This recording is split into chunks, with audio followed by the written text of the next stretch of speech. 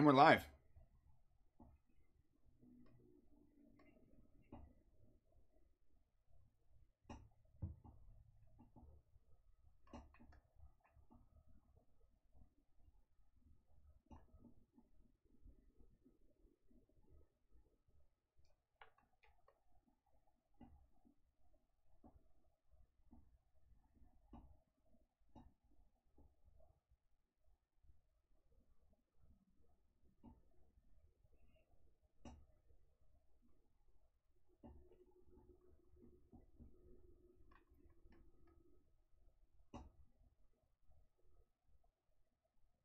Woo!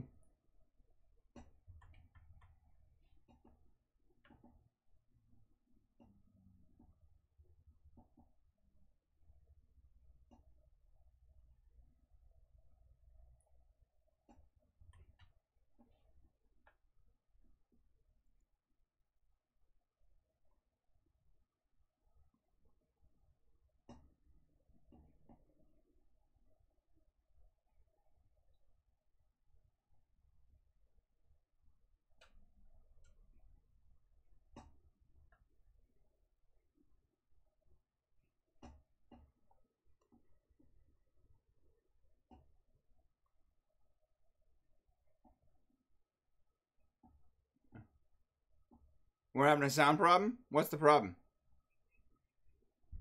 Oh, really? Ah, damn it. Hold up. I got it. How about now? Can you hear it now? Talk, boys. Can you guys hear us now? Testing. You guys let me know you can hear me, and I'll start talking, and I'll say it all over again. Start over, JP. Start over. All Sorry right, about here that. we go. Are you guys ready, Nerdcasters? Hey, everybody. Hi, gang. I'm JP, and welcome back to the Nerdcasters. Tonight is Egotastic FunTimes' turn to host this once-a-week super crossover event where you'll usually find myself, Alec from Axanar channel, Matt from 3 Buck Feeder, and Brian and Shane from the Popcast in a roundtable discussion, geeking out about whatever happens to be going on in the world of nerd-entertainment. Today, special guest actress and cosplayer from Heart of Crystal, Crystal Hubbard, will be filling in for Matt, who has a prior engagement, heading straight for, where, you guys? The Twilight Zone. And we're going to be talking about the Twilight Zone. We're going to be talking about the new Star Trek Picard series, possible problems with productions that might be making it delayed a little bit, and Master Luke, Mark Hamill, being the voice of Chucky, was just announced in the upcoming reboot of Child's Play. The conversation gets lively here on the show, especially with the Nerdcasters here.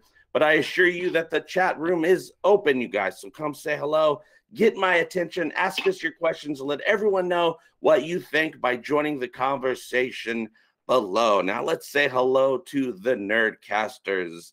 Alec, how are you doing tonight, sir? Microphone. Oh, I guess. Gotcha. But it's catching. It's like going around. Yeah, everything's good. Everything's good. We got another setup upstairs. So that's Crystal Hubbard, my girlfriend, is upstairs, literally, and we don't have the and figuratively. We don't have the his and her. We don't have the his and her video suite set up yet. So she's in her office. We just threw out a bed so she could have an office up there. Yeah, it's not an office yet. It's a pile of boxes.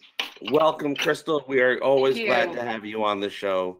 Good to see you again. Brian and Shane, what's going on with the Popcast? Hey, Hey, guys. What's going on, Brian? Tell them. not much. We're working on a new Paradox video. It's going to be up this week, probably Wednesday. So get excited for that. That's going to be a big thing for us. Our last Paradox video did really well, and a lot of people liked it. So we're going to be killing it with another Paradox video about Star Trek and the Borg. And then right after that, another Paradox video about the Skrull and Marvel. So doing good, man. You guys are just paradoxing out. Well, we are going to be, just talking about whatever we want to talk about tonight. Also, I do have to do my best to recognize the super chatters out there because you guys deserve to be heard. We're also going to try to talk to everybody that we can here and answer your questions. But Darth Gavel, I want to thank you so much. Darth just wants to hear Bortus sing. Don't we all? My heart will go on. Ensign Ricky, I totally want to jump in one of these. LOL. And Nicholas Mataka, free super chat for you. Thanks for all the content. Well, thank you so much. And Usurped Trek, thank you so much. SMG headed to Space Jam. Still showrunner? I don't know. I don't know about that one. That's interesting. I know the only showrunner I'm thinking of right now is Alex Kurtzman, who's in charge of all of Star Trek right now, you guys. All of it. And now there's a rumor that just came out on a Midnight's Edge video. Rumor. I always say that, rumor. That they are having problems with the new production of Picard, which is supposed to start filming just like in a couple weeks here. It's supposed to be this month with an end production date somewhere in October. And their hope is to have the show started to get it out by the very end of 2019. That's what CBS is saying. Though I think I heard someone having to do with the show saying that possibly 2020 if they can't do it, because this is pretty tight. But the problem is apparently the designs that they've come up with for like costumes and sets and stuff like that were rejected by third-party merchandisers, which is a big deal. They want to sell toys, they want to sell shirts, collectibles, and they're saying that the designs look too, they don't resemble Star Trek enough. That apparently it looks just like a futuristic version of Star Trek Discovery, which is already a futuristic version of Star Trek, which supposed to take place 10 years later. And that it's not really looking like it came from TNG. And I want to see what you guys think. What scares you about this new Picard series? Because I'm scared to death they're going to ruin Picard. Can I start to tell first? you the truth, real quick, to be honest with you, everything, if you want to say Star Trek isn't Star Trek, well, it's kind of felt that way for a long time now. Star Trek doesn't feel like Star Trek. But, the licensing thing, people didn't buy much of the J.J. Abrams stuff anyways. It just, they're just not buying it. So, for them to make this choice, they want to go into J.J. Trek and kind of live in that universe a little bit with the new Picard series. They're going to suffer the merchandising problems if that's the case. So I'm totally not surprised. Yeah. Well, I don't want to dominate the conversation. Can I tell you what my biggest fear is? Yeah. Is that the Picard series is a long, sort of drawn-out drama and not sci-fi. Because I believe, as much as I love Patrick Stewart, if his strengths are, conversation and character building, and you wrap that into a Star Trek show with all the things that come with sci-fi, and it works. But if you have that just on its own, it's boring. And I don't know if I can do a whole season of, week to week. Yeah, and there's also a rumor that could be, well, not a rumor. It's they are optioned to do up to 3 seasons if they want to. Wow. And of course, we got to get through the first one first. It's to see how it goes. I'm worried. I'm just worried. That moment in First Contact where Picard, breaks down. He breaks his little ships. It turns out that he does have this vengeful side that he wants to get back at the Borg. He's broken. He's a broken captain. It's just that great moment in that great movie. It's usually everyone's favorite TNG movie, but I feel like we're probably going to get an entire 10-episode season of him breaking little ships. Yeah, like the whole time. Yeah, right. That's what I'm worried about. I don't know if I can do that for 10 episodes. I don't know. Well, I know for a fact we can't do that, but the hope is that we'll just have moments of that, because this Picard is supposed to be changed by his experiences. Of course he will. I'm sure he's had tons of experiences. He's been not a captain of the Enterprise as long as he was a captain of the Enterprise. By this point, he's going to have all these adventures that's going to make him different. But apparently this is going to be a character portrait of Picard trying to rediscover who he is. But of course, my problem is this takes place in an alternate timeline where the Picard that we think he's searching for isn't the Picard that we know anyway. Right. Craziness. Well, the theory, right? He's actually the Red Angel. Oh, that's one of many theories. I don't know if I buy that one. I mean, I doubt it. Yeah, no. Yeah, they introduce Picard by he takes off. The Red Angel comes down with the wings. They unfurl. He steps out of it, and it's Patrick Stewart. Well, in a wheelchair.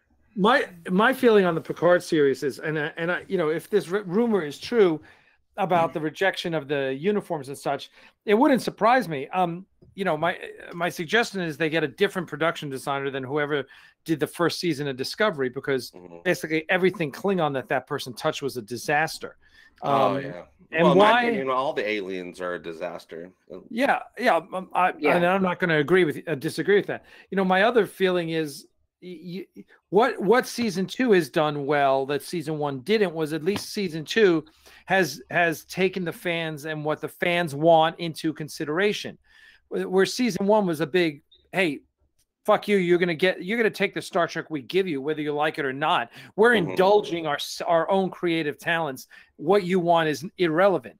And as we see, that didn't serve them very well, as anyone could have told them who actually paid attention to Star Trek and Star Trek fans.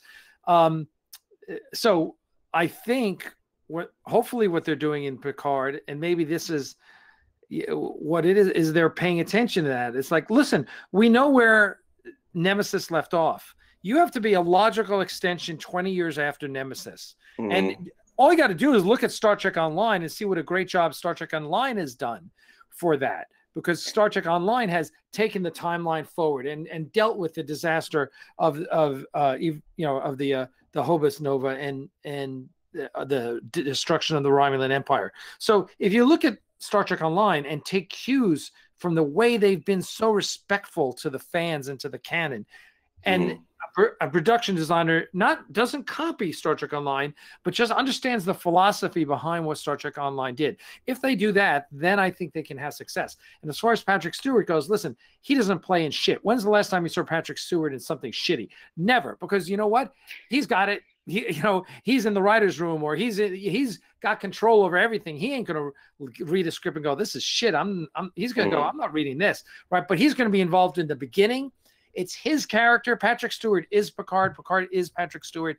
He's gonna be there, and he's gonna be crafting it. So I really have high hopes that between learning a lesson from the disaster of season 1 Discovery and Patrick Stewart, you put that together, and the current regime, the Kurtzman regime is going to have success. I would bet it's going to be successful, and I would hope so, because I don't want Star Trek to go away. I want it to be better, right? And I have no doubt that, and I say this in my next video I'm working on, that Patrick Stewart is going to do a wonderful job with this character, and he's also going to make sure the character is something he can sink his teeth into, and that the regime, Kurtzman Co., has to raise the bar when it comes to writing. My problem is I don't think he's going to have control or really care about the way things look, the technology, all that stuff like that. He's going to be more focused on the actual character, so they can have this wonderful actor right in the middle and just surround him with cheap. Well, they won't be cheap, but it's the metaphor, just the wrong set for the play, basically. Right. Well, listen, and just to take you back to the stupidest thing I heard out of the production design team for Star Trek Discovery, and this is like 3 years ago now. I had a conversation with someone who will not be named, who we all know, who works on Discovery, and he said, "Oh yeah, production designer said no round nacelles," and I'm like, "Well, how freaking stupid is that? No round nacelles. That is the era of the round nacelle. That is what defines TOS. And you're going to tell them, no, you can't do that because we want to do whatever we want to do. Anyway. So, but I always wish for success and for Star Trek. I know people think I want it to fail because of Axanar. No, I want Star Trek to be great because I'm a Star Trek fan. And I always want it to be great. And I think we all feel the same way. We want great Star Trek. If you screw up, I'm going to be out there telling everyone how bad you screwed up. But I want it. And, so I'm hoping that Kurtzman can take the success of season 2 of Discovery and take it forward with Picard. Hey, Alec, good. Star Trek being strong is actually good for Axanar. Not bad. That means of course it is. Fans looking for of course it is. Yeah. Well, and listen, Discovery, whether it's good or bad, is good for Axanar because a lot of fans want the vision of TOS that we engender. So there's nothing selfish here. I'm a Star Trek fan until the day I die. Yeah. Star Trek's okay. That's okay. I know. For me, you guys hear that one. Yeah. That belated pause. That was great. That's okay.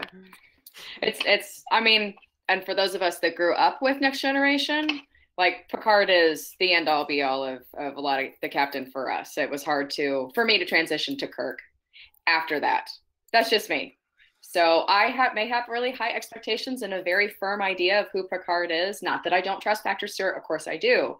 But I would feel a lot better if somebody had come out and said, you know what? There is a story we've been wanting to tell for a very long time, and that's what we're working on right now. I don't hear anything like that. I hear stuff about merchandise, and I don't like that. Yeah, And, the important. Yeah, listen, the important thing we have to remember as fans, because Ron Moore said this to me when I was at the 25th year Battlestar reunion, right when Ron Moore's Battlestar Galactica was about to come out, and everyone, Starbuck as a woman, they saw the trailer, everyone hated it, and Ron Moore stood in front of a room full of screaming Battlestar fans, purists, and he said, look, this may not be your Galactica. He said, it's my Galactica. He said, because Universal hired me to make Galactica, not you. And I was like, bravo. And that's why I said, so understand that's what creators do. Even Brian Fuller he wanted something totally different. If Brian Fuller had come forward and it wasn't Alex Kurtzman, it was Brian Fuller, it would have been a lot. We wouldn't have had the disaster of season 1, but we still would have had a very different looking Star Trek. And he would have paid more attention to the canon and everything but it still would have been, because creators want to give you what they envision, not what you envision. Right. But the problem with creators that want to do that is, and especially the ones who have how do you want to say it, such high self-esteem, and there are several of them out there that can tell the fans to shove it up their rear. That's the part that ticks me off about this whole thing, is they don't have respect for the people that are paying their checks. Basically, you can give it to Universal all you want. And here's the thing about Battlestar Galactica: there's a lot of Battlestar Galactica fans, but Battlestar Galactica is not even close to being on the same level as Trek. And so I think you can get away with saying something like that, and then Battlestar Galactica was awesome, and then to have what happened here just to kind of be a complete mess. I think Crystal's right. The problem we're going to have, and it scares me that we're bringing Picard back into this, because I don't think we're going to get what we're expecting, and it's just going to be another big letdown.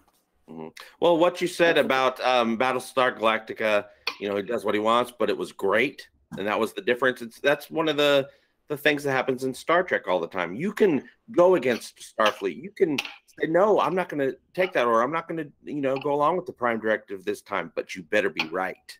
Yeah, and of course, you're right, yes. And then it's okay. Then you're forgiven. Yeah. Otherwise, you're not right. You're not forgiven, and you're gonna get court-martialed right in the face. Crystal, so your favorite captain, Crystal, was Picard? And it's hard to say whether it's my favorite or it's the nostalgia. I mean, it's my mother, like Alec, grew up with original Trek, so it was an enormous deal to her when Star Trek was coming back on the air. But she obviously had her disappointment with the first several seasons, as many people did. And that kind of goes to Patrick Stewart doesn't really do anything shitty except the first 2 seasons of Star Trek Next Generation. Well, my favorite captain was Michael Burnham, of course. So. Oh yeah, Captain Michael Burnham, Michael Tiberius Burnham. Yeah, I do believe that they got better, and the curve was different, and the development of the captain and the clear path. But moving from what TOS was to what would be expected 20 plus years later was a big transition for this company to take on. It worked, and it led to all the other shows afterwards. But and they all had, and CBS, and so Star Trek had. They were totally different motivation at the point where there was a place for sci-fi on television at the point. Now we have an inundation of it. So I always question, why are you doing this? Yeah. Why do we, I absolutely would love to see Picard more. I would love to see Patrick Stewart be that character again. It's not that I don't want it. It's that do I want it after I've seen it? Well, Picard's going to work out better than Discovery for this one reason. The biggest problem with prequels like Discovery is that technology naturally progresses in art form, graphics, acting, cinematography, all that stuff. So when you have a show that's taking place after the previous show in canon, when you see an update in technology and quality and all that stuff, it's a natural progression. When you go back in time, and they did it with the prequels for Star Wars, they did it for a lot of stuff. When you go back in time like that and you have better graphics and better tech, people are naturally taken out of the story, but where it's like, this doesn't fit in what I remember because it's not a progression. You know, you're going back in time canon-wise, but it looks so much more high-tech than what you feel like it should look like. Which is the whole problem with Discovery, which is why it just doesn't work. It's just because you cannot convince a Star Trek fan that this takes place 10 years before Kirk arrives on the Enterprise, because we know what it looks like. We know what starships look like. And here's the key, as I always say, is Star Trek is not our future. It is a future. It is a future that started back in the 60s and diverged off in a different direction. They had the eugenics wars. They had World War III. They wind up in the 23rd century with ships that look like that, you know, that go from Enterprise to Star Trek TOS, right? And so, yes, so I absolutely agree with everything Brian just said. That's exactly the point. And the way to think about it is Star Trek started 50 years ago on a different timeline. You know, it may have started in our timeline, but you had Gary Seven, you had the eugenics wars and Colonel Green and all those things. So that's why it is. So this ultimately, if getting back to what we said before about the creators respecting the property, if like what Robert Orci did in the first Star Trek JJ Star Trek movie, if they had said from the beginning, alternate timeline. In fact, this is the timeline. This is the timeline that Kirk leaves and goes back and creates the Kelvin incident. So if they had really said what Midnight's Edge has been positing, that prime timeline means the JJ prime timeline that the Kelvin timeline veers off of, and not the original timeline. If Kurtzman had been really smart and said that, he would have. There would be 90% of the arguments would be wiped away, because everyone would say, "Oh, okay. It's a different timeline. That's why everything looks different." And I would have bought into that in a heartbeat. Well, that's the thing that saved me with the JJ movies, is especially the first one.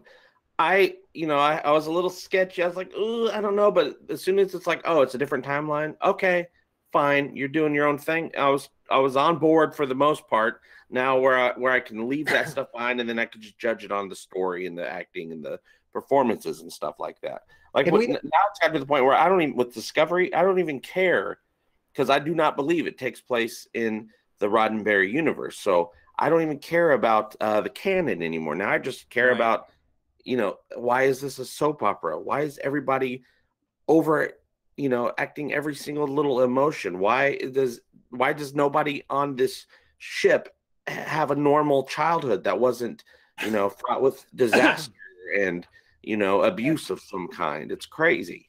Can we talk about the timeline thing, the canon versus prime thing real quick? Because I know that Midnight Edge has brought tons of exposure to that. And there's been a lot of opinions about what it is, but people don't realize that the term prime really refers to a bunch of other sci-fi shows that had multiple dimensions, where Earth, the prime Earth, was where we are now, was us.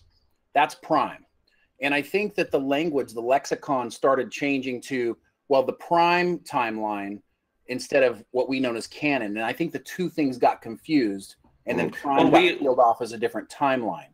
When the term prime timeline was created in 2009 for the J.J. Abrams movie, we assumed that meant the canon Roddenberry timeline. And, we just assumed that, and they just didn't explain otherwise to us. They let us assume that because, it was a benefit to them, really, if we're not making a big fuss about it. Well, there was a fuss made, but I have their Midnight Edge's graphic right here that explains it. So there's the original Star Trek canon timeline, the Roddenberry timeline, term I'm coining.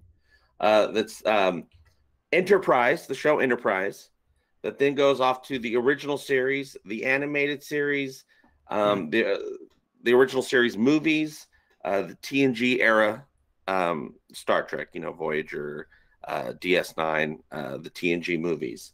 That's all canon Star Trek. Then you have the Prime timeline, which includes Discovery. It's actually an actual timeline. They have Discovery. It has to be at least, there's a rumor it has to be 25% different, but Discovery's way different. There's the destruction of Romulus that happens in that timeline, that then Spock comes back in time and creates the Kelvin timeline, which gives you JJ Star Trek 2009, Into Darkness, Beyond. But back in that Prime timeline where Discovery exists will also be the Picard show. Ah, Okay. Right. And yes, so that when they said that, and classic Midnight's Edge, I listened to that whole Prime Deception piece, and the first third of it was them repeating everything they've said 20 times before, and then they got to the meat of it, which was exactly what you just said, JP. And it is an interesting concept, and I hope that's right. I mean, basically they're saying the original timeline, and then the Prime is the timeline that the Kelvinverse veered off of. Okay, I love all that stuff. It makes sense.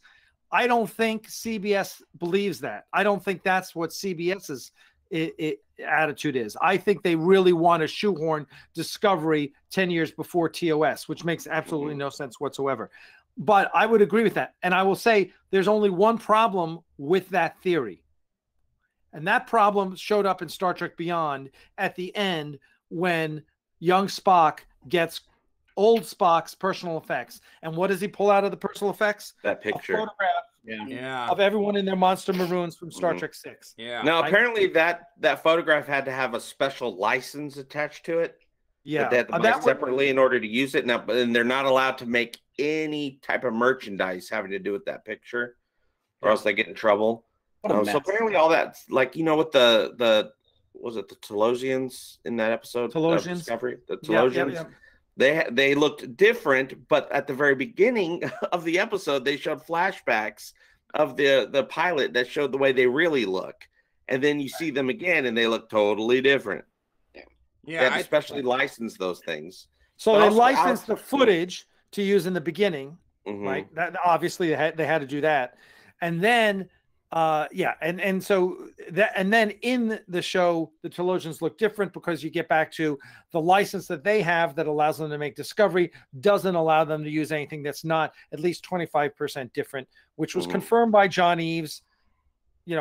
He's the one that said that's it, and I know John, and he is aces. That guy is brilliant. So if he said it, it's true, despite all the denials of CBS. So I think you hit it on the head there, and yeah. Well, two things. First, I want to just say super thank you to Darth Gavel. Yes, but Mikey Spock STD is desperately trying to recon all things Star Trek. Good old Mikey Spock. I just wanted to put that out there. That will come into the conversation many times, I'm sure. Also, Alice Kurtzman assures us, and now I hear interviews with the actors as well from Discovery, saying that by the finale, we will all learn and be happy with where Star Trek Discovery fits into the Star Trek universe. So apparently there's this big reveal coming. We also know that the timeline's been messed with hundreds upon hundreds of times by Gabrielle Burnham, Mother Burnham. So apparently she's been trying to change the timeline. So maybe that's trying to explain why this timeline looks so different. Because if you look at JJ Trek, which is supposed to be under the alternate Star Trek universe licensing agreement, it looks 25% different, right? Yeah. At least 25% different. I might say 30% different, but it still kind of feels like you're like, oh, I could see this being a reimagined version of the original series, no problem. Updated, all that stuff. Discovery looks 90% different than Star Trek. All I see that's the same is the ships look a little bit like Star Trek. The emblem is about the right shape. That also looks right in the 25% corner there, 25% different. The uniforms are completely different. The feel is different. It seems like for some reason they went well beyond that 25% requirement. And I think maybe they're trying to not step on their deal with Paramount's merchandise but also I think if they made something that wasn't really different, it would also mess up their own merchandise money that they get from the original series content. Oh, interesting. Well, thank God Vulcans still have pointed ears. Let's just say. Barely. Great minds think alike. Also, but his hair covers him up. And actually, I will say, I had problems with Ethan Peck as the new Spock at first for the first couple episodes, just because he wasn't acting. He was just a jerk, right? He was a dick. But they retconned him in the second half of the last episode, where all of a sudden he's just nice. Yeah. And I'm like, okay, he's still different. He's not quite Spock, but him being nice, I do like him now. I love the actor. I love the choice. I thought it was brilliantly cast. More. Yeah. Well, once they made him nice all of a sudden, because they just decided, hey, just stop being mad at Michael. And he's like, okay, I'll just stop being mad at her. Yeah. And they did that, and he's nice. And I'm like, okay, now I could see him. Well, I've always been able to see Anson Mount being in a new version of Star Trek with Captain Pike. But now I'm like, okay, let's bring in Ethan Peck as the science officer. Let's get Rebecca Romaine, who's only had 2 minutes on the show, and we've all been waiting for her. But they only gave her 2 minutes so far. Have her be number one. And actually, you'd be championing these original characters that Gene Roddenberry wanted in the first place, that were basically taken away with the second pilot. Right. Really give number one make her an awesome character. And Captain Pike, I think, has already proven he could be pretty awesome if he's allowed to be in charge. Mm-hmm. If he's allowed to be in charge. Yeah. No, it's funny that you were talking about a lot of this stuff with Spock. The moment I liked Ethan as Spock was when he actually wouldn't let them save Michael Burnham when he was like at gunpoint finally somebody's ready to kill her. Yeah, she's got to die. Well, that's something Spock would say, right? That's an actual Spock thing. He likes letting Michael die, and he likes science. Yeah, I was good with that. Yeah, and actually, I don't have a problem with Michael Burnham.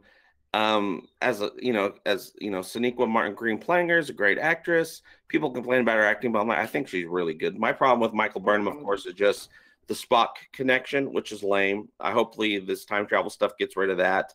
And the fact that she's the star. I don't like that. Yeah. Because she's not the At captain. least make her the captain.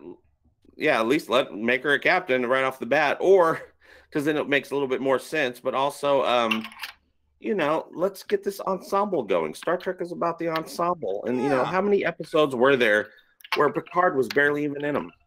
That's true. Amen to that. Yeah.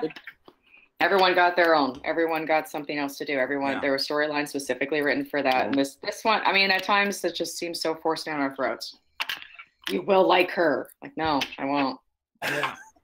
Well said, Crystal. Yeah, it's like the Orville does that every episode. We all know that Ed and Kelly are going to be the top ones, but every character gets a storyline. We're still waiting for a Lamar storyline that's, explains him a little bit more, but that's how it's supposed to be done. That's how sci-fi shows are, or many sci-fi shows. Some people complain that there's a lot of Bortus episodes, but I'm not complaining because I love Bortus. So I think there was too much. Bortus was awesome. First 2 episodes, but I love Bortus, and now, I like having a Bortus story. Every once in a while. I think we had 2 in a row, which I think was the problem. Too much. Yeah, we got. Because we waited a year to learn more about characters, and we got 2 about Bortus. I think they could have, put him in the 3rd episode, that storyline. You know what? But yeah, I love Bortus, and I think the next episode is going to be Bortus. But 2 Gordon episodes in a row didn't bug me at all for some reason. I think we need because we were dying to know more about him. Right. We need more about him.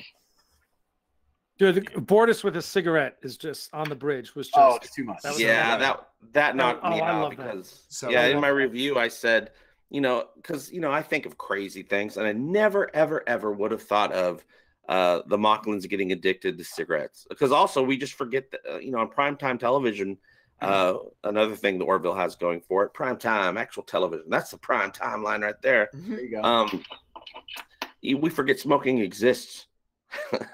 so then to see it on a spaceship is hilarious. Totally different generation. The Pepsi generation. No, we're the Red Bull generation now. Well, no, I going to that, and this kind of something I have to remember when I watch something that's supposed to be nostalgic or supposed to be harken back to The Last Generation. I was a nanny, and these kids could not believe that somebody's smoking. Like, it was freaking them out. They could not believe it. I almost feel that way when I go out in public and I see someone smoking. I used to be a smoker for a long time, and I don't smoke anymore, but I still love it. I know I love it, but I just know I'm not addicted. I'm in your car recently. That's a lie, JP. I saw it. You smoke. No, it's not. I don't smoke anymore, but I still love it. And if someone first lights up, I'm like, that smells great, but I don't really have a desire to smoke anymore. I do want to cut in real quick. Gobi Thoth wants to know. Gobi Thoth. You made me lisp. I got that. Gobi Thoth wants to know what we think of Enterprise. And I say, let's start with the Star Trek master himself, Alec of Axanar. What did you think of Enterprise? So Enterprise, let's face it, the theme song sucked, and it was a stupid decision. Just like the decision, let's make it, just call it Enterprise, not Star Trek Enterprise. Then no one will notice. Like, really, we're not that stupid. And only Star Trek fans are going to watch it anyway. So there were a lot of missteps early on. I disagree. Some people felt that for being 100 years earlier than TOS, that it was the designs were too evolved. I disagreed. I thought everything looked great. I hated Jonathan Archer as captain. I think he was poorly written, and I'm not a big fan of Scott Bakula's he's a capable actor, but him in that role, there was no chemistry. There was no spark. There was nothing that would make you say Archer's. Have you ever heard anyone say Archer was their favorite captain? I don't think I have. Because he's just a big zero. But that being said, he's a dog person, though. It's a doggy. Yes, he's a dog person. Give him credit for that. And he may make an appearance in Axanar. The dog or the captain? After what you just said, I'm not so I don't know about now, dude. Maybe both. Maybe both, Crystal. You're going to have to go back in time and put right what once went wrong, Alec. Yeah, the dog has disappeared, man. The poor dog. Poor Porthos. The first base. Monkey Sword says Archer is my favorite captain. And I will say, I loved Archer, but I think, I liked Archer, but I loved Archer because I think was still in love with Scott Bakula from Quantum Leap. Yep. I just never miss. I just love Sam Beckett so much. So that that carried he was over great in that role. He was great in that role. Yeah. Right? But also with the theme song, here's the thing about theme song. Yes, when it first came on, theme song was a huge mistake. Mistake. What is going on here? And I would even remember, like, I would play, because we DVR stuff back then. I would play the show, the new episode, but I'd play another Star Trek song. I'd mute it and I'd play another Star Trek song over it, and then I'd start the show. But the thing was, and that show had a rough start, right? But it was writing actual but they were writing actual Star Trek stories. So eventually you get into it and you fall in love with these people, and eventually, because they were writing good stories, you end up liking the song because they won you over. Right. No. I still like that song. No, but listen, I don't disagree here. And to your point, they were writing Star Trek stories. That's correct. I would argue they were rewriting Star Trek stories because I really thought there's so much of Enterprise was derivative. However, it improved. It got better. Season 3 was pretty good. Season 4 was amazing, right? They bring in Manny Cotto as showrunner. Rick Berman gets the hell out of the way. And season 4 was amazing. Season 4 was one of the best seasons of Star Trek of all the different shows. And they started doing mini story arcs. Yes, which is what Discovery is trying to do the whole time. They did it. Enterprise did it successfully, and also doing the mini story arcs instead of an entire, first episode. Here's a mystery. You have to wait 15 episodes to find out what the issue is, and it's always going to be disappointing. Whereas Enterprise, they had these mini story arcs, and it really went well. I remember thinking when I was watching these, I'm like, what? The thing they're talking about happened last week. That's incredible. I'm getting, you felt like you're getting little 2 or 3 parts, but they're still doing individual stories in this episode. I remember it was a year ago. I was on Reddit on the Star Trek forum, and there was a link that said Star Trek Enterprise Remastered. I clicked on it, and it was a link to Enterprise on Netflix, and they said it was remastered because you can skip the intro. Well, we got some. I just want to say what you said about the serialized. I remember when I was a kid watching the original Star Trek, and in the Enterprise incident, Kirk says that they're going to that they're going to set off the Corbomite device, the recently installed Corbomite device. Yes. And I was like, holy shit, that was from that episode, in season 1, because back in the 60s, they never did that. There was nothing ever serialized. The character could have died and been back the next week. So that was the first time that happened. And Deep Space Nine serialized 6 seasons worth of show, right. 5 seasons worth of show. And it was masterful. Yep. I'll watch Scott Bakula in anything. I just want you guys to know. I know that he's an NCIS New Orleans. Yeah, heck yeah. That's my favorite show on TV. He was on Broadway. Name one of his musicals. Oh, I don't watch those things. Spider-Man. I remember watching him sing at the Hollywood Christmas Parade. Unless it's Grease. I like Grease for some reason. No, it wasn't Grease. Real quick, shout outs to Frozen Owl. We got a few here. Frozen Owl says, any news or opinions about us? Oh, this is actually a good question. Okay, I'm going to get to that last Frozen Owl because that's a good one. People are going to want to talk about it. Zizix Vax says, is Jet Reno a genius or a brutal butcher? Well, all I know about Jet Reno from Discovery is that she was in 2.5 episodes, and we haven't heard from her since. So I don't know if they fired her or what. For me, Jet Reno was not working. I don't know about you guys if you even remember who that is. No, she was great in the couple episodes we got, but the problem is that they didn't utilize her. It's like getting rid of the android half human person. We just got to know somebody, and we didn't get a full feeling for them. Yeah, Arian. And I thought they did a great job with making us care for her in that one episode. Right. Get rid of her. I'm like, well, what's the point now? I do that. And they had a big funeral for her the very next week in the next episode. I'm like, well, I cared during that one episode. I don't care a week later because you didn't give us enough episodes. That was like Star Trek II Spock level funeral. I mean, they all showed up, right? Also, Inda Tiger says Archer was frustrated because he swallowed the story of evolved aliens. Never realized that apex predators would be the ones in space. Ooh. Oh, yeah, because remember in Enterprise when they first go out, the first few episodes, actually the whole show, basically, all aliens were dicks. Everyone they ran into was just a horrible letdown. Right. That was actually very interesting because that was different from what we usually get from Star Trek. You get a mix of it, and they just wanted to go out there and explore, and everything sucked. Yeah. I think they were trying to give us that feeling before you get to TOS that it was hard. The going was very hard at the beginning of this whole thing. Just like, sailors back in the day, it was hard. It was a lot harder work than it would be nowadays, stuff like that. Right. Rob Crawford, thank you very much. Rob Crawford says, I heard since STD got a new producer, Kurtzman isn't in charge of the show anymore. Well, they're supposed to be co-producers. I think her name's Denise something. She has a really cool last name. I can't remember what it is. She also wrote the Arium episode where Arium dies, which was one of the more decent episodes. She's the co-showrunner, but I think I kind of agree that I think she's probably just going to be in charge of season 3 of Discovery while Kurtzman. Yeah, and remember, Kurtzman's up here. Showrunner is here. So Kurtzman was playing 2 roles, in this season, and it makes sense that he finds a capable showrunner to do all the I mean, if you're Kevin Feige, you don't want to be the actual producer necessarily, even though you get the credit because you're in the PGA and all that.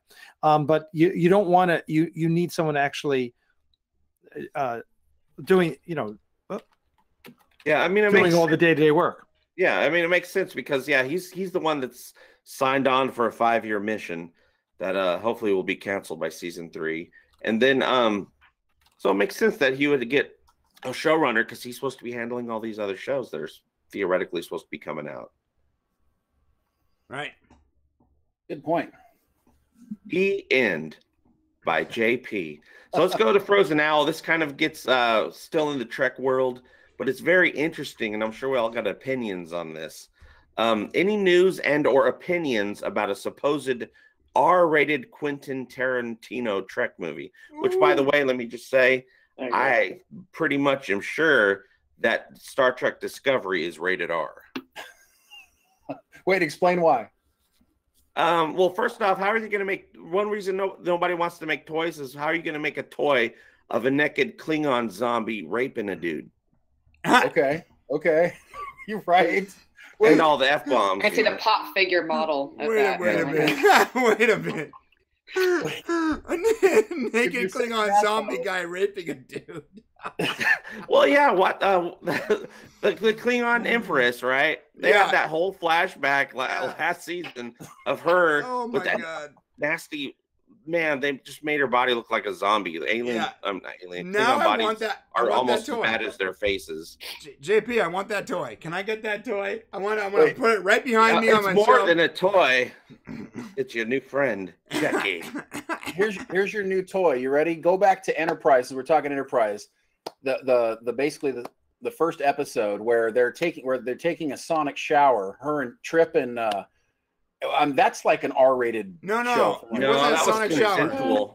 That was consensual rubbing. Your mom had to put salve on your chest. When it wasn't you had a cold. sonic It's the shower. Same thing. It Well, was I the do want to decon get chamber. official Enterprise rubbing lotion. That'd be awesome. Yeah, that was the decontamination. Yeah. scene. Mm-hmm. Yeah, that was the most hottest, strangest set the stage scene ever. I'm sorry. Every time Star Trek goes there, just like they did with the first episode of 7 of 9, I'm just like, you guys, it's so obvious what they're going for, and I'm like offended. Icky. I'm like, yeah, really? it's a little icky. Yeah.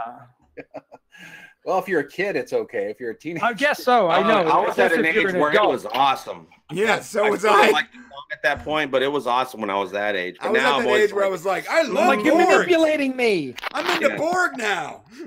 Then we come to expect it. I mean, you could name something like that in almost everything, especially the first 1 to 3 seasons of any of these shows. They find something. They try to see what sticks.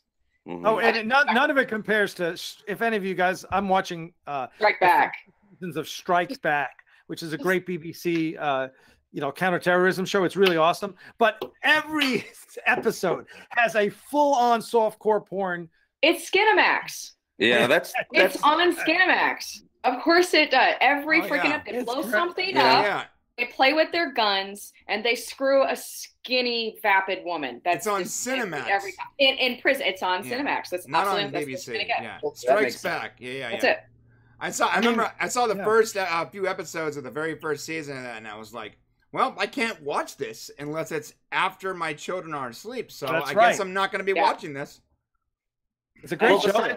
Besides the stories just being not super great with Discovery, I am sad about the fact that kids really shouldn't be watching it, right? Right.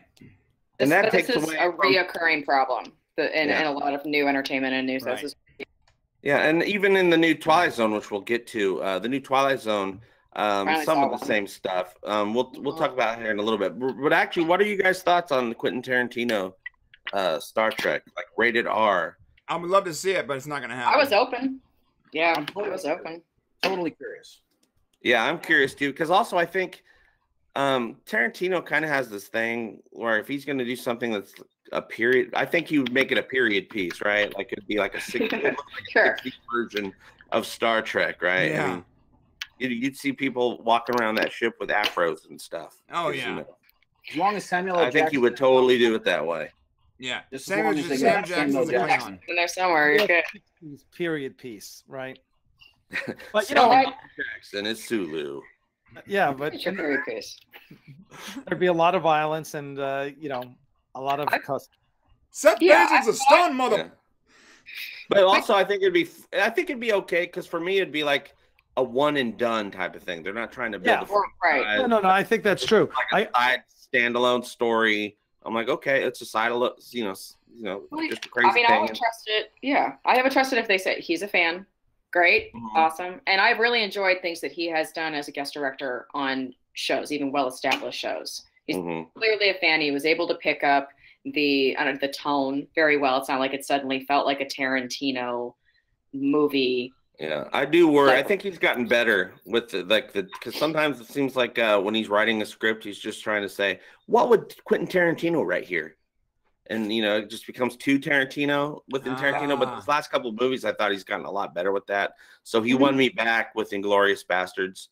So I'm looking forward to it, too. But also, since we're talking about Star Trek, we're talking about Picard, we're talking about Discovery, we're basically talking about the world of CBS All Access. Ooh. Which today, CBS released their brand new reboot, which seems to be their jam. They like reboots. Their reboot of The Twilight Zone, which is actually, just so you guys know, available today. I don't know how, probably forever, for free. The very first episode is available for free. Just go on to Amazon. I should have put a link down below, but I didn't. But it's on free YouTube to watch. Too. It's up on YouTube too. They do that. Yeah, they did that with what was it? The first episode of Discovery Season 2. Yeah. That's their new jam because they're trying to win people back. Now, I thought even before Sight Unseen, I'm like, okay, Twilight Zone, Jordan Peele, okay, that could be good. Jordan Peele's pretty awesome. Awesome. A lot of him. And I was thinking, well, if they have a franchise, if CBS has a franchise they wanted to exploit to get people to their app, but also they didn't want to spend a lot of money. This was a good one. This was a good way to do it. Now, did any of you get to watch the episode, The Comedian, the free one? Yes, right here. Got it. Yep. Yeah. All right. What you guys think? JP, I made the mistake of trying to watch it when my kids were in the room. And not good for kids. Lots of naughty words. I kept having that thing where I'm like, okay, babe, for anything. I think you need to go into your own room now. She's like, I don't want to. I'm like, well, the crazy thing is they could have done that exact same episode with like 50% less curse words and it wouldn't have been a big deal. They could have done 100% less curse words. And here's the thing: I love cussing. I love watching hard ass R-rated stuff, right? But I'm thinking, just like with Star Trek, I'm like, this is the Twilight Zone. One of the important things from my childhood was watching the Twilight Zone, the original Twilight Zone. It made me think, just like Star Trek made me think, get outside of my head, think about big ideas, what's possible. Oh, what if this happened? And there was no cussing or anything. A kid could watch it, even though it was very adult material. So now I'm like, well, now you're robbing kids of expanding their minds because I thought the story was pretty interesting. True that, bro. True that. Because the story was great. And the problem is that everybody's raising the bar. You can't even go through most of YouTube without, my kids are walking around carrying their tablets and I hear, all kinds of crazy stuff all the time that they really shouldn't be watching. And, the whole level of where language is nowadays is just totally different. And it's in our sci-fi, it's in our stuff. I mean, look at what HBO's done with, it is HBO, but look, it's just normalized. And so now everybody else is like, well, what can we get away with? Do people care anymore? I feel they're not thinking about big picture, Right, they're not. Something that a kid would watch, the new one right now. Yep. A kid would watch it, even though it's in adult content, and they'll grow up better for it if it's good stories. Right. True that. Yeah, I agree. What did you think of the episode, The Comedian? Oh, me? Yes. Yeah. Okay, so I remember watching reruns of the original Twilight Zone because Serling, and I also remember kind of the history of it. My father told me that Serling had given up he wrote it away. So he lost a lot of money once it became CBS's property. And I always felt bad about that. But also, it's still Twilight Zone. And I'm just going to say that as a fact. It's still Twilight Zone. It's still Serling's Twilight Zone, no matter what. So I watched The Comedian, and I could tell you exactly what was going to happen at the end of the episode. Yeah, me too. Within the first 3 minutes. Like done. It's Twilight Zone. Skip forward. Yep, I was right. And I went back just to see if I missed anything. Nope. Everything they didn't even have to cast the dog. Like, it was just done like that. So, The Comedian... And it's exactly what Serling was going for, and every reboot of Twilight Zone has gone for, and what Peele wants to do. It is a metaphor wrapped in an allegory, wrapped in a easy-to-eat sandwich that you're going to, be able to pick off the menu. Which theme is it for this episode this week? It's way too predictable. It's not original, and I was bored. Yeah, well, yeah. See, I thought, but what you said about it, which was, it's Rod Serling's Twilight Zone. That's the difference, because with Star Trek Discovery, this is not Gene Roddenberry's Star Trek. But with Jordan Peele's Twilight Zone, that's Rod Serling's Twilight Zone. It's the same type of ideas. I couldn't quite nail what episode from the original Twilight Zone it was getting inspiration from. I was thinking maybe like The Dummy or something like that.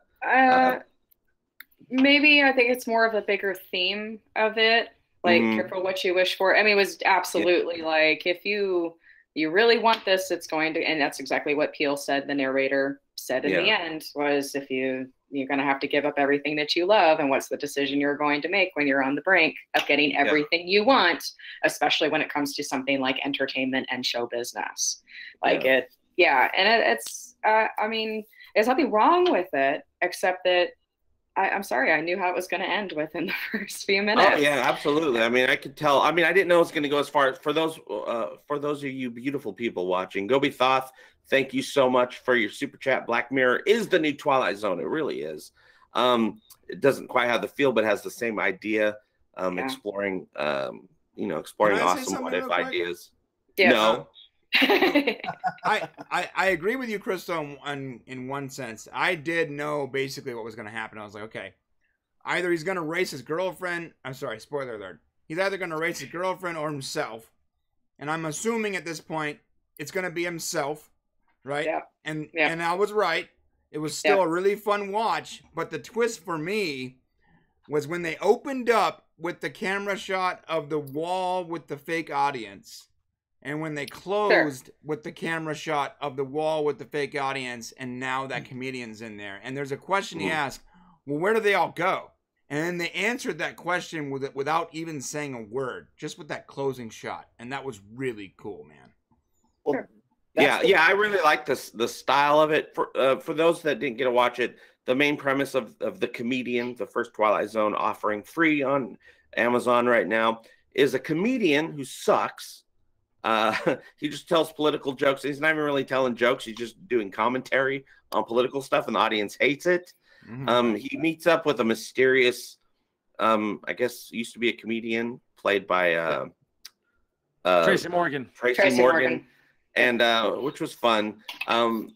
He says, "Oh, if you want to get everything that you want, you have to open yourself up. You have to give them yourself." And then when you give them yourself, it becomes theirs, right? And so he goes off on talks about his dog, and the people are loving it. He's saying these jokes, and then he gets home and his dog never existed. And then that just keeps progressing with more and more stuff that he talks about. He keeps making things out of existence. And it's a really interesting idea. At first, when watching, I was like, ooh, I don't know if I'm feeling this yet, because I love the Twilight Zone so much. But I did, and it's predictable. It's Twilight Zone. You know how it's going to go. You can kind of predict stuff. You don't know exactly how you're going to get to that ending, but you can kind of tell what the ending's going to be. But that's for most shows when you got TV brain like me. But by the middle of it, I realized, I'm not even thinking about how I feel about this. I'm just really into what this journey this guy's going into. Yeah. It keep escalating. He started using that hard to just get trolls off the internet and make them die, out of existence. Never exists. Twilight Zone, guys. I'm actually really concerned about it. This is the third revival of the Twilight Zone that we've had since the original series. So, and you got somebody like Jordan Peele, who's coming off some amazing, movies, and he's got a lot of cred right now. So he's going to get a long leash. He did something smart. He brought in Owen Harris from Black Mirror to help direct. And I got to tell you, that's going to have a good feel, because Black Mirror is considered double dipping. It is considered it is the new Twilight Zone. It's the only Twilight Zone we've had since Twilight Zone. But Twilight Zone hasn't been able to recapture itself. And unless Jordan does some new stuff, it's got to be really new. It's hard to do new things now. They broke the mold when they did Twilight Zone. That's where we got all of our ahas. Right, it's going to be hard to do that. So he's got to be careful. I know he's remaking some of the best episodes, which is cool. But a lot of us who've been watching, like you said, JP, when we were kids, we've seen this stuff, so you're gonna have to Black Mirror it a little bit for us. You're gonna have this is gonna go with nostalgia because I think breaking the mold is really hard nowadays. Yes. And if you're able to break the mold, don't waste it on a dumb streaming service. Go big with it. So I think he's going with taking an idea, though I don't know what episode the comedian was based on. It's probably like a hodgepodge of different ideas. It felt familiar to me, but not quite. But the next one is going to be, which is available now as well, but not for free, is a remake of Terror at 30,000 Feet, which is one of the most famous episodes starring William Shatner. There's something on the wing. Yeah, and this is with Adam Scott. But this looks like they've really expanded that story where the airplane part is just a little part of it, but we really got like a whole life before getting onto that plane going on. So I'm interested to see how they break the mold of an episode that they're, been inspired by. Yeah. Which, is a mold within a mold. Which is a lot more interesting, right, than just a straight mold. Yes. Mm-hmm. John Lithgow also played that same role in the movie. That's right. Twilight movie. Mm-hmm. He actually played that same character. So he did very well. And the movie was all remakes of episodes. Right. There's something on the wing. Yeah. There's something. Another thing that from the trailers, from the season trailers, every episode is going to be, have cameos up the wazoo of famous people that you're familiar with, or they're going to be starring in the episode, which is cool because that's what the original Twilight Zone did. Yep. Unlike the new Twilight Zone, it really felt like not even a reimagined, but just an updated version of the Rod Serling show. But did you guys, a lot of people probably turned it off at this point when the episode's over and then they just have a big, advertisement for the rest of the season. If you stick through that, you get the credits at the end. Yes. And the credits are exactly the original Twilight Zone credits. Yep. I'm talking with the names with the little dot. Like and cards, it was like the cards at the end. Yeah. And I was like, oh, no, I was like, yeah, well done. You're not doing anything new, but you're doing something I like. That made me miss it more. That made me miss like the originality. Maybe this just wasn't the best episode to see right out of the gate because I don't know if this storyline was worth retelling. Well, it was kind of extreme for a first one. It was kind of extreme as far as like the premise of you tell a joke about somebody in your life and that person doesn't, leaves it, goes out of existence. And also you could tell that the jokes there was like a spell going on between the comedian and the audience. The jokes weren't that funny, but because it was basically handing something over, the audience went over a spell where they're laughing and laughing. It got to the point where he was just naming names and they were cracking up and all he was doing is saying people's names. Right. So, and there, there was a joke he was talking about, being jealous of the girlfriend and the girlfriend's there. He was saying, and right at that moment when he's talking about jokes about her and she's laughing, I'm like, oh, in real life, she shouldn't be laughing. So apparently there's something more going on than just, he's telling funny jokes. There's some sort of spell going on.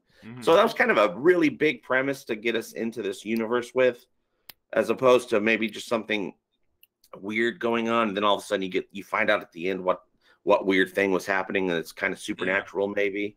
Well, I also like the fact that when someone was erased, it showed the byproduct of that. Whether it was, that guy didn't get in a drunk accident, didn't kill anybody, or his girlfriend never got that good job, and now she's working at a diner. Whether it was negative or positive, there was like almost like a timeline effect, like you erased him from the timeline. Which was really cool. So there was a timeline effect, which I wasn't even thinking about at the time. It's just like they never existed, but never thought about, oh, well, what about all the things that person did? How would it affect the universe? The butterfly effect type of thing. And when he tells the joke about the girlfriend's mentor and the mentor is gone and he goes up to her, everything's fine at first.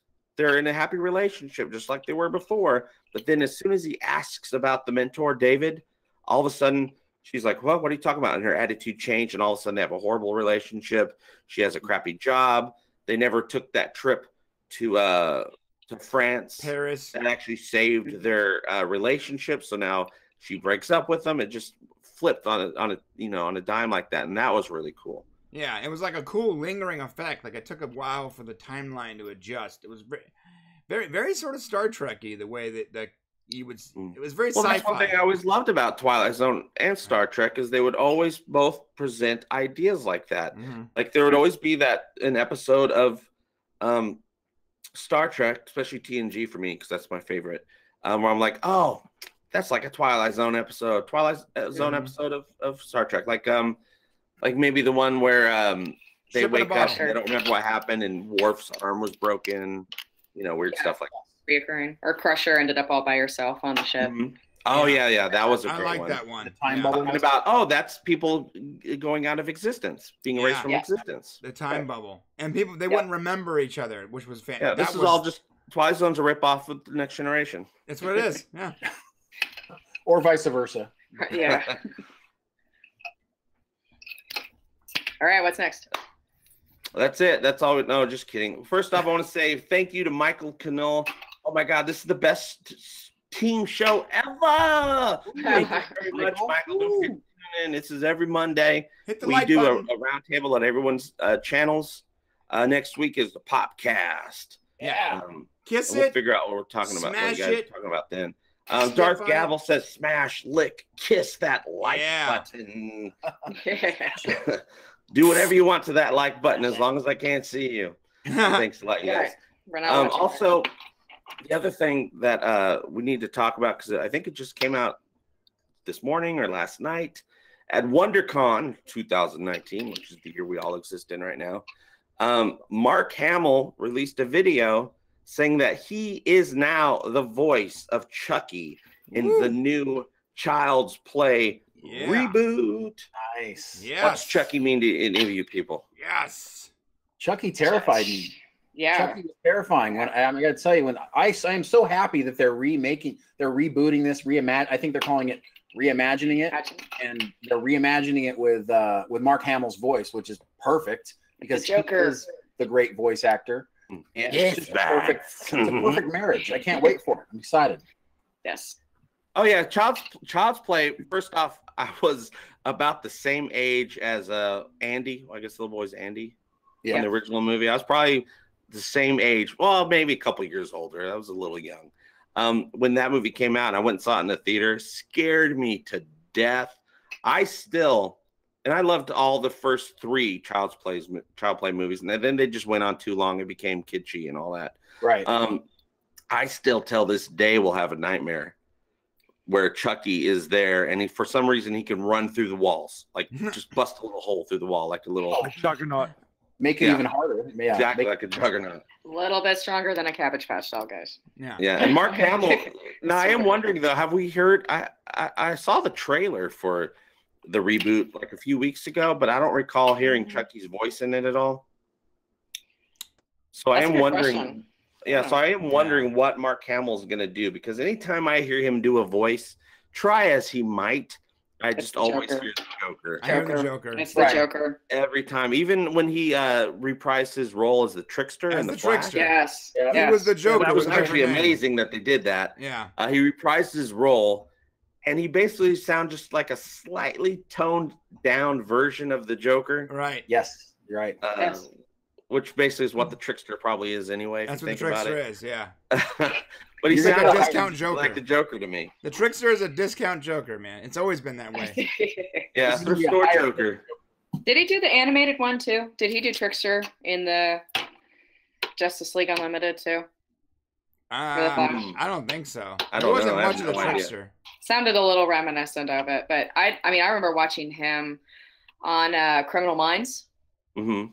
Play what was the character's name? It was this like 2-part arc with the horrible villain, and all you hear, even though you're looking at Mark Hamill, all you hear is the Joker, because he's taking his voice down to be the bad guy. Yeah, and he gets that gravelly, and even with the trickster, sometimes trickster sounds like normal Mark Hamill, and then all of a sudden, if he's doing something a little bit bad, it's down. Yeah, it's right in there. Joker. When that came out, I was collecting Garbage Pail Kids. Oh God. Right, and so at the time, my sister had Cabbage Patch Kids, and I'm collecting Garbage Pail Kids. And when I felt like that was just a fusion, Chucky was a fusion of those two ideas, and that just terrified me for a good couple of years there when I was a younger guy. Oh yeah, well, Chucky was based on the toy My Buddy, which I had. Yeah, my buddy, and me. That was a good commercial. So it was creepy after Robot Chicken. My buddy. But yeah, it scared me absolutely to death. And I even read the Child's Play 2 book, which was a novel based on the movie. Which I think I also read Terminator 2, which is a book based on the movie. I remember when they were doing that. I read Battlefield Earth before I saw the movie, and I was like, "Oh, this movie's gonna be amazing." And then I saw the movie, and I was like, "Oh, this movie is not amazing." Oh yeah, don't go Battlefield Earth, man. I remember I read Battlefield Earth, excited because I was so excited for Battlefield Earth. It looked amazing. I was like, "Oh yeah, a new sci-fi world, yay!" John finally. Travolta. Yeah, it looks John Travolta, all right. Yeah. You know, my hair, why is he always messing with my hair? And so I bought the book going, I'm gonna read the hell out of this. But I went and saw the movie first, and then after the movie, I was like, I'm gonna throw the hell away this way. I think that pretty much summarizes Scientology altogether. Yeah, just throwing books away. That's all. All great in the beginning, and then you actually see the movie, and you're like, I don't know. I read the book first, and then thought it was like, oh, this is a really cool idea, man. This would be a great movie. And then when the movie came out, I was super excited. Nope. Yeah. Well, when I remember going, I was so excited. Me and my girlfriend at the time, or was it my friend? Oh, it doesn't matter. Somebody I knew at the time. We went and watched it. I was so excited. I was like, I can't wait to watch this movie. I can't wait till after the movie when we're just going to sit around and talk about it. So it started off okay, and then at the halfway point. And this theater was packed. This was opening night back in the day, right? Mm-hmm. Theater was packed. Right in the halfway point, the entire audience at the same time just went, oh. And started chuckling at everything that happened. We all did, I think. We all realized collectively in our hive mind watching Battlefield Earth that this is not going to get any better, and it's not good. Yeah. The only thing I remember from Battlefield Earth is, wow, Barry Pepper sure learned to fly an A-10 really fast. Well, it was there was a reason for that, though. There was a machine that taught them how to do things. In the book, it made it very clear, but in the movie, it wasn't obvious. So in the book, you can put the humans in the machines and teach them things, right? It was like a quick learning where they would inject the knowledge into your brain. But in the movie, it was such a throwaway idea. But the problem is, in the movie, you can't make that the throwaway idea when that's sort of like the reason the humans are able to actually rise up is because they learn so quickly via this alien device. But they threw it away. Alex is making all the noises the audience was making at the halfway point. Yeah, right. In the book, though, it was very obvious in the book. In the movie, it was literally like a throwaway scene. And it was a montage scene. It was a montage scene. It was in a montage scene, and they're like, "You're the best around. Nothing's gonna ever keep you down." No, they should have made that really clear. Because if you glanced at your phone for a second, you missed that scene, and you're like, how the hell are they flying jets? See, I must have been looking at my phone. 5 minutes ago, they didn't speak English. I don't think you had a phone in the theater at that point. No, probably not. And I definitely didn't pay money to see it in the theater. No. Well, I guess Mark Hamill, nobody cares. Mark Hamill, you're gonna do a good job. We're gonna see how how you bring Chucky to life, because Chucky is more than a toy. Yeah, he's more than but so is a fleshlight. It's the 30th anniversary of fleshlight. Okay, just checking. No, I tried to switch that subject pretty quickly. How many Chucky it's toys? 30th anniversary of Child's Play. God, that makes me feel old. 30 years, guys. Isn't that crazy? Yeah. Wow. Well, you guys dated yourself when you were talking about like Garbage Pail Kids and all this stuff. I just the year of my birth in chat like a dummy. I don't know. Why would you do that? Chucky was originally played by Brad Dourif, right? Who was in a bunch of episodes of Voyager. Now, okay, didn't he play in Voyager that dude that was like they thought he was going to be a serial killer and they didn't know what to do with them? Right, exactly. That's exactly who he played. It was that was really fascinating because that's the one where Tuvok mind melds with him and starts That's right. Going crazy. Yeah. Oh. No, that was the Cuckoo's Nest. He's awesome. Yeah, and then he winds up sacrificing himself for the crew. When in the episode where is it the Kazon who take over the Enterprise, the Voyager? Some alien species takes over the Voyager. I can't remember. It's so easy Voyager. To do. Yeah, now you're bringing all these memories back, especially the mind meld, and then Tuvok's all like, "Oh, I kind of feel like a murderer now. What am I going to?" Yeah, Tuvok is just about the worst. He's just the worst Vulcan because he's susceptible to everything. Right? Yeah, but the best character in Star Trek is Tuvix. So, Tuvix, yeah, that's Neelix and Tuvok together as one. Tuvix, best character. Does that get shipped? Is that getting? No, that's not a ship. That's just bringing them together. No, they literally were merged. It was a character. Yeah, they were merged into one new being. Oh my god, I remember that. Which is a pretty out there storyline. I'm surprised they actually ended up going with it. Yeah. You can tell which episodes I only saw once, like only once. That's it. That's a memorable episode, though. That's one of those episodes where you're like, this is not a normal Star Trek episode, right? No, well, that's an episode where you're like, I'd never even considered them ever doing anything like this before. Right. It didn't happen like that for Jeff Goldblum in The Fly.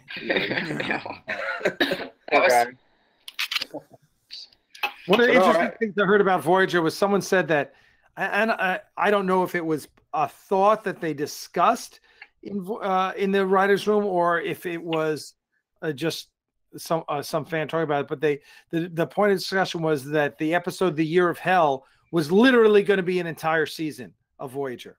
Oh, I don't know if I can handle that, but that sounds awesome. That sounds. Doesn't that sound great? Because you could just start killing off people like Game of Thrones. And then at the end, it'd be like, and then it's JR's back in Dallas. I don't think the world was ready for that yet. Yeah. Now that's all they want. Just make one thing last forever and kill everybody. Yeah. I love that 2-part series was great. The Year of Hell, Part 1 and Part 2. Great series. That was a really good episode. So yeah, hey, a couple of people have asked us about the new Dune that's coming out. Oh, you guys got to tell me about that because as I've always been aware of Dune, my uncle was really into Dune. I've always checked out Dune stuff. I've never really sat down and watched the entire, movie. Did they have a series as well? Did they do a series, or are they coming out with a series? They did a mini-series. Sci-Fi Channel did 2 mini-series, Dune and Children of Dune, which were both excellent. They were really, really well done. And I'm a fan of the David Lynch Dune movie. But the Sci-Fi Channel Dune were both really, really good and worth worth seeing if you can get a hold of them. Now we got Patrick Stewart in the original Dune, right? Oh, and David Lynch's Dune, yeah. I don't know if he controlled the spice, but Gunny Halleck. He was Gunny Halleck in Spice. He was basically the guy who was teaching Kyle MacLachlan to fight, basically. Yeah, this new Dune is actually going to be really interesting. I mean, you got Jason Momoa, you've got Josh Brolin, you've got Javier Bardem. I mean, you got Stellan Skarsgård, the clown from It. You got all kinds of very interesting characters. I think it's going to be a lot of franchise crossovers is what you got there. Yeah, you do. Yeah. Batista. Yep, Dave Bautista's in there. Yeah, it's coming out in 2020, so we got some time to. There's going to be a lot of talking about Dune, guys. As we get information, I'm sure it's going to be a hot topic in our community. Oh yeah, absolutely. So be prepared for Dune time too. The spice will flow. We'll have to do a whole Dune stream, I'm sure. Now we got Ellison's Angel says Dune is just so confusing. And Friday Night Sales says JP, read the books first. Ha ha ha. Joke's on you. I don't know how to read. Audiobooks, JP. Audiobooks. Oh, that's true. I'm also a horrible listener. Whoops. What good are you? Talking. It's good talking. He looks pretty sometimes. Yeah, looking pretty. Getting my beard all fluffed up. Fantastic beard, yeah. Geolaw just showed up, says, sorry I'm late to the party. Life got in the way. Stupid life. Isn't that always the way with life? Yes. Always. Well, you guys, how long are we gonna go tonight? We've been going on for 3 hours here. What do you guys say here in the chat? 3 hours? It's only been an hour 20. An hour and a half. Oh man, It just feels like 3 hours. Is that what you're saying? No, I just want to see what the people. What else were we going to cover? What else that's we haven't really talked about the Orville. who's Doss Butler? No, and also right now Orville is in a hiatus. My usual Like 3 weeks will know that. or something. 2 weeks. Well, it's 3 weeks, but it was 3 weeks originally. We had a brand new episode week before last, and then we last week we had we started a repeat or an encore presentation, as we like to say in the industry nowadays, of Identity, which is the big Orville two-parter, right? Yeah. Right. Thursday, just a couple days from now, we'll have the part 2 of that. But then an all-new episode of the Orville comes back on April 11th with an episode called Sanctuary, directed by Jonathan Frakes. Now, Jonathan Frakes has directed an episode last season of the Orville. He's going to direct this season. He's going to be directing a couple episodes of the Picard series.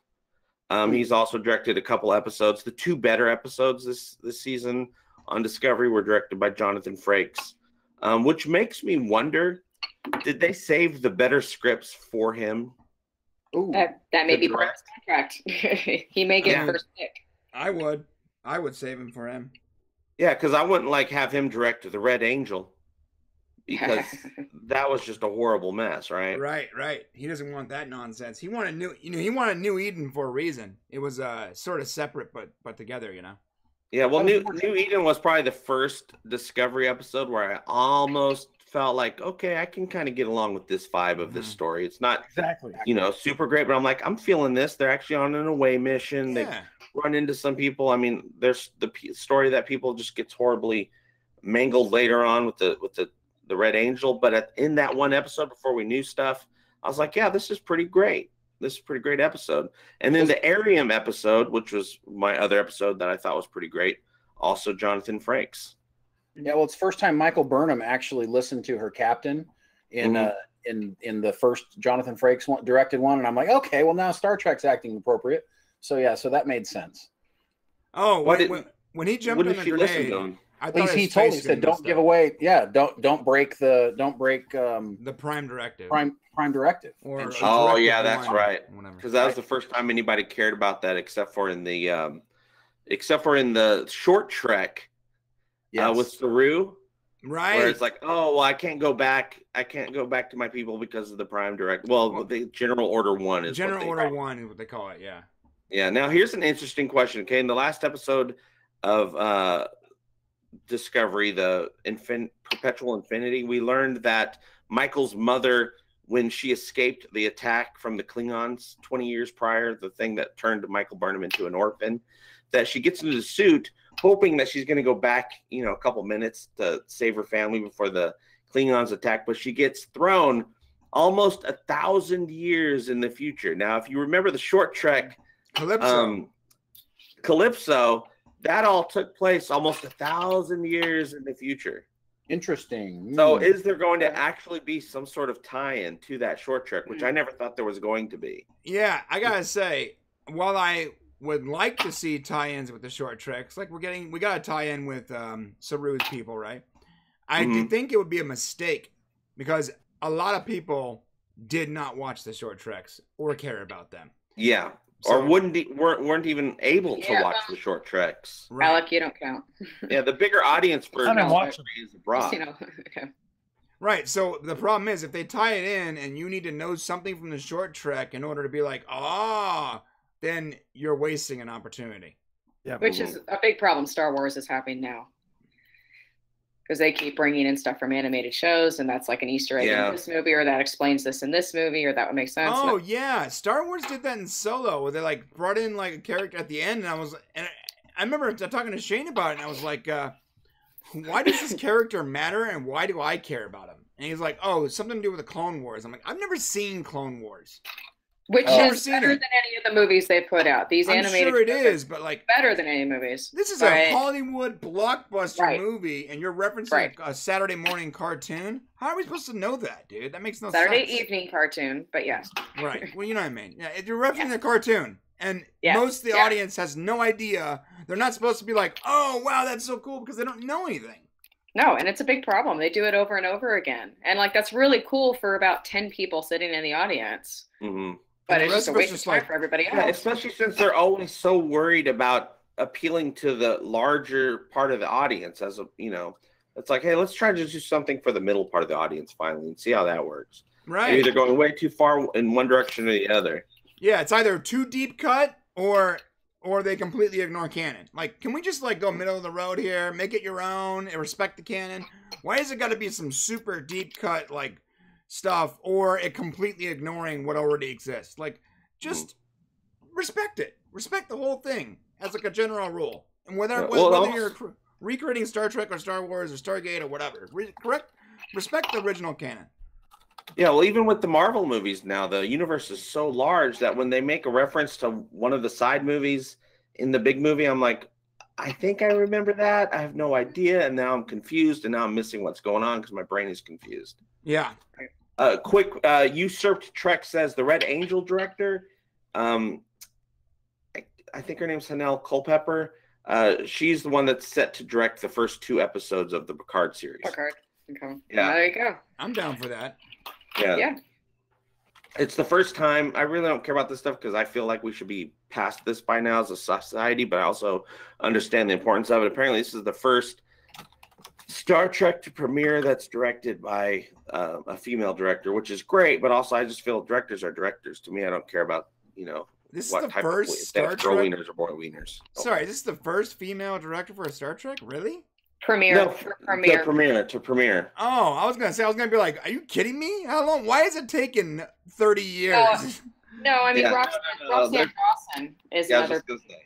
Yeah. director, but she's honestly, of the almost 60 things she's directed, only 2 of them were Star Trek. So I'm actually surprised she has not been brought in for more, certainly as much as Jonathan Frakes has. But Jonathan Frakes has kind of made sure he stayed front and center for that, more so than she has, where she's directing This Is Us and he's directing Discovery. By the way, So, I'm with you, JP. That's right. We're together. I loved As in, Roseanne. I don't feel like it matters. I feel like just it doesn't matter. just But do good. I don't care what Good direction gender you are. matters, but the perspective from a woman may be completely different. And yeah, that's absolutely. Which is taken into great. account for certain storylines. That's Which all. is great, but I feel like they're trying to market it as like you should watch it because like no. Was it them who marketed it, or did somebody figure that out and announce it on their own? Like, did they press release that, or did somebody else make That's it a right great article question. about it? If they press that's release it, then true too. Because I'm all about, and I understand the importance of it because it is important. Because it's not all about dudes, right? Yeah. And it shouldn't be because dudes, hate to admit it, but a lot of times in history, dudes sucked and still do. But I just don't think about it personally. I'm like, oh, a woman director, that's fine. You wouldn't but also think I about it understand the personally. point to society, right? And Right. but I also think there is a difference between, love us because we went above and beyond. I'm like, well, you should just go above and beyond. It shouldn't be above and beyond. It should just be higher. It's not. Yeah. It's higher not above and whatever, but beyond. This is also- normal, right? It should be normalized by Right. just saying this is who directed it, and it's a great episode. But of course, we're just not that. We're not there yet as a society because too many of us are still behind the times in that. But also, It's true. I just want to give a shout out to B'Elanna Torres because she's one of my favorite Klingons out there because she was super Klingon, but also a little bit human. So she, didn't come off too harsh to me like a lot of those Klingons used to. JP. Thank you for saying that, JP. Thank you. JP, I agree with you on 97.5% of what you say, but my most hated character is B'Elanna Torres. Oh man, you are out of it. Most hated? That's a lot. We argue I about do that. not like B'Elanna Torres, dude. Oh, I love B'Elanna Torres. My second most hated, because my first most hated was the security chief that they killed. Tasha Yar. Tasha Yar. Tasha Yar and B'Elanna Torres. Oh, I did not like them at all. I just didn't like You them. are wrong. I didn't like Alexander. Does that make me bad? Oh, I didn't like Alexander either. No, I don't like Alexander either. Oh, I did not like that character.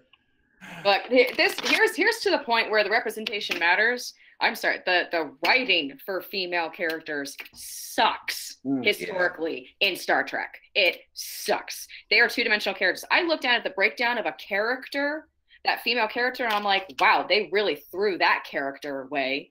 She could have been a lot more interesting. She could have actually done something really cool. Holy crap, Deanna Troi has to keep herself sane and the rest of the crew and work her way up through the Star Trek ranks and look good while doing it. Smile, sweetie. Like, wow, I don't see any man on that ship doing that much work. I agree with you. The writing was horrible. Oh, I agree and even with with DC Fontana as a part of it, there's just a lack of representation of, hey, mate, why don't we do an episode where the woman doesn't suck? I agree with you, but Janeway is one of the best characters in Star Trek.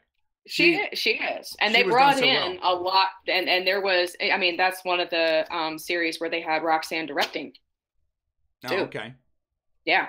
How about Gates McFadden's episode where she's on the holodeck in Scotland with her ghost lover? Oh, that wasn't a holodeck. That was like she was down on a planet. That was a planet. I thought it was a holodeck. Real, yeah. It was like a ghost dude or something, right? Yeah. Janeway fell in love on the holodeck. The lantern, right? It was from Fairhaven. It was coming out of the lantern. I mean, the holodeck just seems like a dangerous thing to fall into if you're kind of antisocial. I feel like you have to pass a psych evaluation before you're allowed to use that thing. I'm just waiting for like the R-rated version of Quentin Tarantino's R-rated Star Trek to have holodecks. You know that's going to be some crazy stuff because holodecks. The sky's the limit, bro. Okay. I'm scared. I don't know. The sky's the limit, but nobody's going to be going to the sky. They're going to be down in a dirty dungeon somewhere. They're going to be murdering puppies or something. Yeah. Yeah. Yeah, I do like with the Orville. They kind of explore the crazier tendencies, the stuff that would probably really be going on in a holodeck. Best tweet ever. Shut up, Will. Yeah. Someone says Wesley's mom banged a ghost. It's great. But people in real life, I see stories pop up. Wasn't it like an alien ghost or something? Wasn't there some other layer to that? If I'm remembering right, like it was an entity that took up her fantasy that came out of the lantern or something, right? Yeah. It was. Definitely weird. Not all TNG was good. Ro Laren was a great character in Next Generation. Which one? Yeah. Ro Laren. You mean from? Yeah. I like Michelle Pfeiffer's character. Yeah.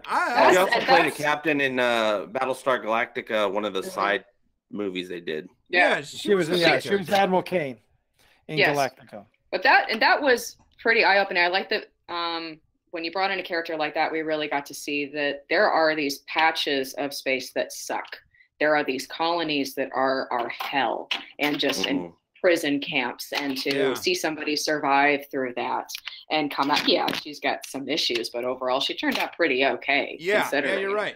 Very 3D character. My favorite character in DS9 was actually Dax, because I love the backstory with the symbiotes. Obviously I like Stargate. It just felt so weird when the actor got replaced. I didn't like that part. Yeah. I like the original Dax. They darrened her. Oh yeah, no, there was that kind of felt like. I liked it. I loved the fact that they changed, because that was they were able to deal with actual issues if that whole thing was true. I mean, if there really were symbiotes and one of the symbiotes died, the host died and the symbiote lived, and then the symbiote goes. It was fascinating. I thought it was really well done. It's the best way to change actors. Yeah. Absolutely. Yeah. That's pretty clever. It's like totally believable. And then there's all the issues between her and Worf, right? That like Worf hates her, and then they do it, and then they break up, and then they're friends, and Worf must be amazing. I just gotta say, he's got to be amazing because he gets all the girls. He got more. I think they all fall for him afterwards. That's the thing. Are you kidding me, Crystal? I'm attracted to Worf. Okay. Michael Dorn is one thing, but it was kind of like, wow, she's willing to have his kid. She's willing to die for him. She's willing to do this. She's willing to marry him twice. I'm like, wow, what is it with Worf? Deanna Troi as well. Deanna, that was another one. Yep. They kept trying to make that work. They kept like feeling it out, and it just. I would have liked to just seen more of like how him and Riker deal with each other. All right. Lots of batleths. Yeah, right. One thing, the great Hibiki says, Voyager had the largest cast of characters I loved. I'm a Voyager fan before all other Treks. Tuvok is my favorite Vulcan. You are awesome. Peace. I'm with you, bro. Voyager's my favorite Trek. Yeah. Well, TNG is my favorite, but actually Voyager is my second favorite. Don't be a hater, Alec. Don't be a hater. For me, it goes Voyager, and then TNG, then Enterprise, then TOS, then Deep Space Nine, and then Axanar, and then Discovery. All right, Discovery doesn't even get on the list. I think you mean the animated. You like that, Alec? I saw your face. Yeah. I was about to kill you. DS9 all the way. I don't even put the original series on the list because I think they're beyond being put on a list. They are I think they are the Godfathers. It feels like two different categories. It does. Yeah, I think you separate TOS from everything else. Yeah. And in the rest of the shows, I'm definitely a DS9 person. Well, I grew up with Voyager. So I'm late. I was a teenager at Voyager time, so that Voyager was my I guess TNG was my soft introduction. I watched that with my dad, but then Voyager is what I watched on my own, and then went back and discovered TNG, and then discovered TOS. So I actually watched TOS after the fact. Yeah, see, I used to watch reruns of the original series on came on TV all the time. And then they had a commercial that there's a new Star Trek coming out, The Next Generation. So, boom, I was there since day one when it premiered. And I was at that kid age. I was probably like 10 years old.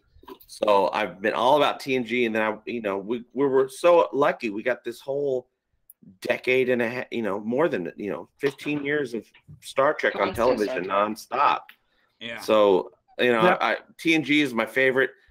I liked DS9 a lot. Some people, that's their favorite. Just they're amazing. Comment all the time. But I liked Voyager because they were out there in space again, exploring. Yeah, that's it. Yeah, Voyager was fantastic for that one reason. They were just separated from everybody else. Loved it. All right, we got to wrap this sucker up. I'm getting tired. All right, yeah, we do got to wrap it up. But I want to say thank you to Ensign Ricky, most hated per Trek. My list: TNG. Crushers, both of them. Voyager, Neelix, and Cass DS9. Jake Sisko. I agree, even though I just mostly hated on him for fun. But Enterprise was Travis Mayweather. Sahoshi. Discovery is Tilly, Ash. Yeah. Tilly all the time. Tilly could have been amazing, but they've really just done her wrong. They've really done her wrong. Barclay times 11. Yeah, Barclay. The original series, Chekhov. Hey, why are you hating on Chekhov for? Yeah. You just wanted to find some nuclear vessels or vessels. Vessels. And then also want to say thank you. Victor, too. Yeah, to Gobi Thoth. Garrick is my favorite Trek character of all time. Garrick, you guys. Love some Garrick. Garrick's my favorite. He's number one. Okay. Nice. We got some Garrick lovers there. Okay, well, we should probably end this. We've had a wonderful conversation. We thank you guys, not only the Nerdcasters, but you for joining in and having such a lively conversation. Want to thank all you guys. And if we're gonna go out here on my channel, and also don't forget to check out every Monday we will be doing the Nerdcasters, rotating amongst our channels here. But if we're gonna go out on my channel, we're gonna do it right. So it's time to get a little egotastic for a minute. So okay, that's it. That's all we have wanted to talk about today, and we talked about it. That's right. As always, I had a great time talking with my fellow Nerdcasters, and I want to thank you guys for chiming in and letting us know what you think. Next week, Nerdcasters can be found on the Popcast channel. Links to everyone can be found in the description below, so click on all those things that get you to the places that you need to go. And make sure you don't miss the next show. Now, is there anything you Nerdcasters want to say out there to the fans, the people? I think you did it. We love you guys so much. We love you. Thank you. Yep. And don't worry, we're going to get... Yep. Hit the alert button. Hit the like button. Subscribe. Hit the buttons. Slam on it. Lick it. All that stuff. Live long and prosper, and don't get any girls pregnant. Not today. Solidify. All right, later. Later, guys. Bye. See you.